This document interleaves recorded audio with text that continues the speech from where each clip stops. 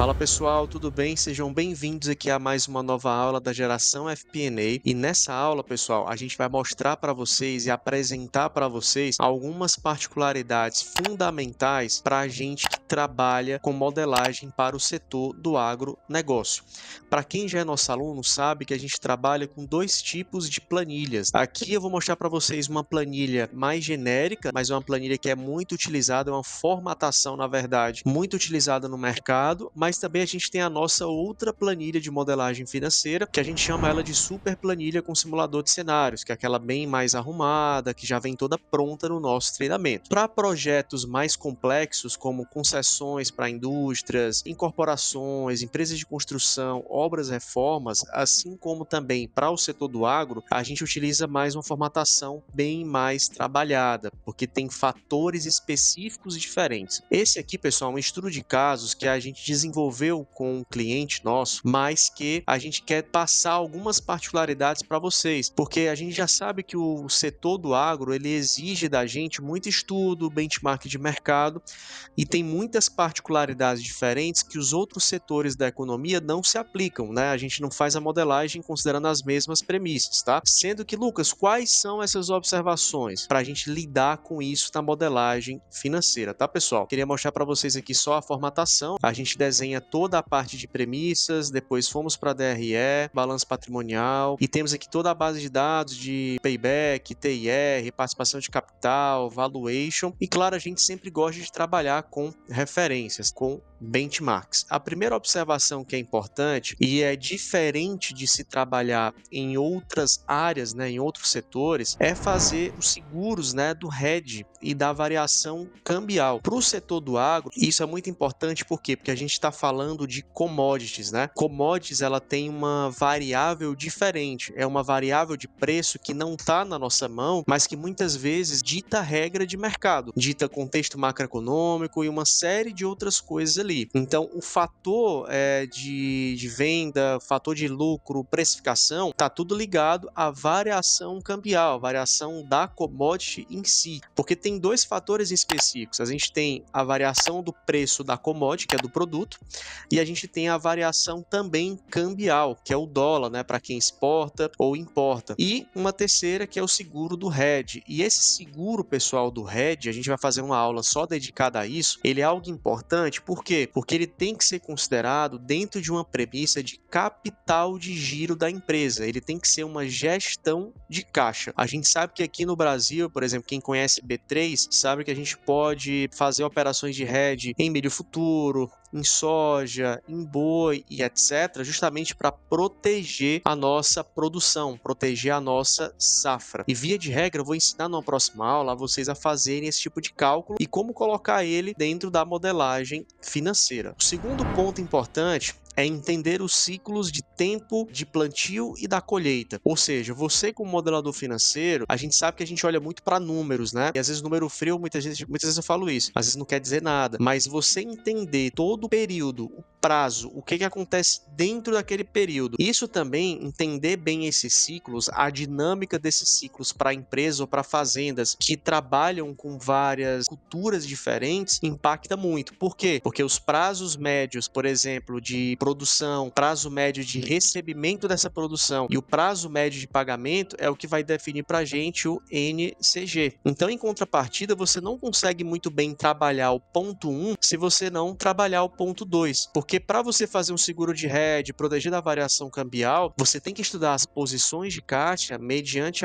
esses tempos de ciclo, né, da operação, tá? Terceiro ponto é entender dentro dos ciclos cada fase do processo de produção. Dei até um spoiler já quando eu estava explicando o ponto 2, mas o fato de entender cada etapa do processo de produção é entender os gastos em cada etapa. O agro, ele é dividido, né, o plantio por cultura, em várias subetapas até a colheita. Quarto ponto que é importante, a receita, né, quando a gente está projetando o faturamento ou receita da empresa, não é aquele algo linear, né, ticket médio, como a gente costuma trabalhar no serviço, no varejo. Ele tem uma particularidade a mais. A quebra de safra é para a gente colocar sobre o efeito do faturamento um fator de risco. Eu tenho ali 100% do plantio, mas 100% do plantio ele foi eficiente? 100% do plantio, quanto aquilo realmente eu não vou poder ter como resultado financeiro, né, como como faturamento. Isso é muito importante para a gente que quer definir, claro, ali métricas reais, né, de faturamento de negócio. Então você pode e deve estimar um grau, um fator de risco de quebra de safra. Aqui também é um outro fator de risco no ponto 5, que são riscos climáticos e ambientais. Dependendo da ordem com que a gente faça esse plantio da cultura, às vezes eu posso usar menos ou mais capital de giro no começo da empresa. É simples assim? Não, porque eu tenho sim fatores de risco, como também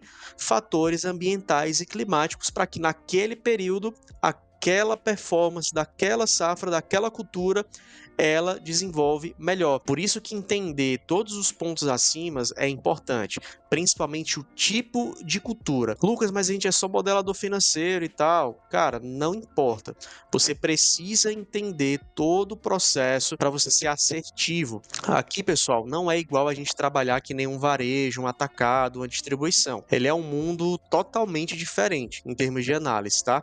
Tem várias cascas de banana que, se você não souber, você vai passar um calor ali na frente do pessoal. O sexto ponto, que também tem um pouco a ver com o primeiro, quando eu falo de variação cambial, não é que eu estou repetindo, tá? Mas esse sexto ponto eu quis frisar que a gente precisa deixar espaços dentro da planilha em premissas para que a gente possa dolarizar uma dívida ou dolarizar, por exemplo, a operação. Pode ser uma compra, pode ser uma venda, pode ser uma despesa, pode ser taxas de exportação. Então aqui, pessoal, eu estou falando de variação cambial focado na parte de hedge e também do preço, da volatilidade do preço. Aqui a variação cambial a gente pode colocar que é como premissa que a empresa tem para tocar suas operações, tá? Entender a necessidade de capital de giro por cultura. Tem culturas que derivam de maior necessidade de capital de giro. Dá um exemplo. Aqui eu tenho uma soja, o algodão e a silagem. Aqui, por exemplo, se você for ver, o algodão ele tem uma receita e um custo por hectare maior. E eu preciso casar o custo com o prazo, ou seja, o algodão ele é mais custoso, mas ele também demora muito tempo para ficar pronto, desde o plantio à colheita. O que é que isso já significa para a gente? Maior necessidade de capital de giro. Às vezes, o capital de giro que a gente define para o agro não é da mesma forma que a gente define para os outros setores também, porque tem que ter o capital de giro da produção, tem que ter o capital de giro para começar a outra colheita, que não é igual aquele capital de giro de prazo médio de estocagem, mais recebimento, menos pagamento.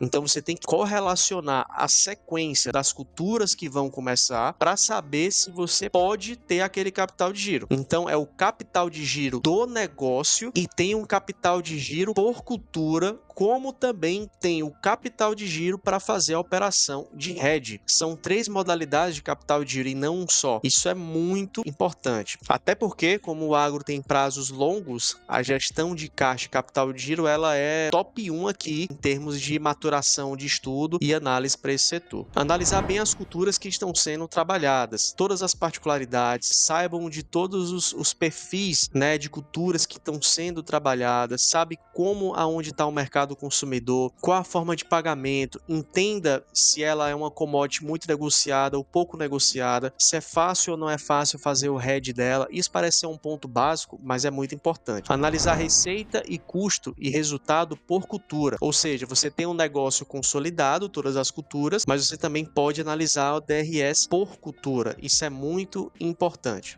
10º ponto, linhas de crédito de financiamento rural. Os produtos e serviços ofertados pelo mercado financeiro para esse tipo de negócio também são muito diferentes do que a gente está acostumado a ver no mercado de varejo, atacado, indústria. São linhas de crédito totalmente diferentes. Então você tem que se atentar e estudar as linhas de crédito que tem para esse segmento. Assim como também dar uma boa estudada em toda a estrutura do que tange ao negócio do agro. E uma coisa que também é muito importante para a gente finalizar são os benefícios fiscais, pessoal. Dependendo do estado, ele muda significativamente margens, por exemplo, do estudo de caso que você está querendo fazer no agro. Então entenda que a modelagem aqui não é só a gente seguir aquela estrutura padrão. A modelagem para agro ele desenvolve para a gente um pouco mais de expertise. Por isso que ele é bem bacana trabalhar, porque abre muitos horizontes e muitas portas de conhecimento que antes a gente não tem. Então aqui são 11 particularidades importantes que quando você estiver fazendo estudo de agronegócio, lembra desses pontos para que você não esqueça de colocar dentro do seu estudo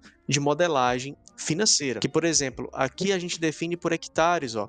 quebra de safra, IPCA. Aqui, por exemplo, quando a gente tem os anexos de receita, por exemplo, se você parar para pensar se vai começar com a soja demora 120 dias, ou seja, 4 meses. Vezes, eu vou precisar aqui um custo, dar um exemplo para vocês, tá? Pegar aqui soja, ó, o custo por hectare 5.600. Então, se eu pegar o custo por uma unidade de hectares e multiplicar pela área total que a gente vai ter, eu vou precisar, em tese, de 1.200.000 de capital de giro. No algodão, para vocês terem uma ideia, eu vou precisar, o custo do algodão, ter 2,5 milhões. Então, preciso segurar 150 dias desse período. E esse aqui é o valor de capital de giro estimado, né, desse estudo de caso, sendo que esse capital de giro ele vai trazer para a gente também uma receita, ó, de 220 vezes receita por hectare. A margem é excelente dele. Mais do que os 2,5 milhões, eu preciso também ter o hedge que eu falei para vocês. Você precisa entender muito bem as premissas de todo o negócio do agro para fazer esse tipo de percepção. Porque muitas vezes a gente vai fazendo a modelagem de forma corriqueira, né? Para apurar logo DRE, balanço, DFC. Mas isso aqui, pessoal, são premissas que se a gente não se atentar e não parar para pensar, isso é gestão de caixa. E você tem que confirmar. Lucas, lá no DFC indireto, será que deu os 2,5 milhões quando eu for começar o algodão? Dá um exemplo para vocês. Se a gente for pegar aqui o receita da soja, ó, tá? Imagina que o ano está começando agora. Se eu gasto tanto e tenho uma receita de tanto, ao final de 120 dias, eu vou sair com um lucro de 614, fora a despesa pré-operacional. Sendo que aí, pessoal, eu vou estar com esse caixa, mas eu preciso de 2,5 milhões para partir para a projeção do algodão. Eu não tenho esse caixa. E aí, eu vou captar financiamentos, eu já tenho esse caixa inicial na empresa, quanto de caixa a mais do que esse eu tenho que ter? Por isso que eu falei para vocês, definição de capital de giro no agronegócio não é aquela corriqueira, não é aquele prazo de despesas já provisionadas, aqui é diferente. Cada cultura tem uma variável de saída e de entrada de dinheiro que durante o ano impacta significativamente a gestão de capital de giro. Então, pessoal, aqui foi algumas dicas para vocês considerarem em estudos de modelagem financeira para o setor agro, dicas importantíssimas, aproveitem, não esqueçam de botar isso dentro do estudo de vocês e deem show na apresentação de resultados, seja para o seu cliente ou para o seu gestor. Para quem é nosso aluno sabe que a gente tem aulas lá dedicadas com esse tipo de estudo, temos mentorias também sobre o agronegócio, construção de estudo de caso. Continua seguindo a gente aqui no YouTube. Se ainda não é nosso aluno, se inscreve lá no nosso treinamento. Espero que vocês tenham gostado. Abração e até mais.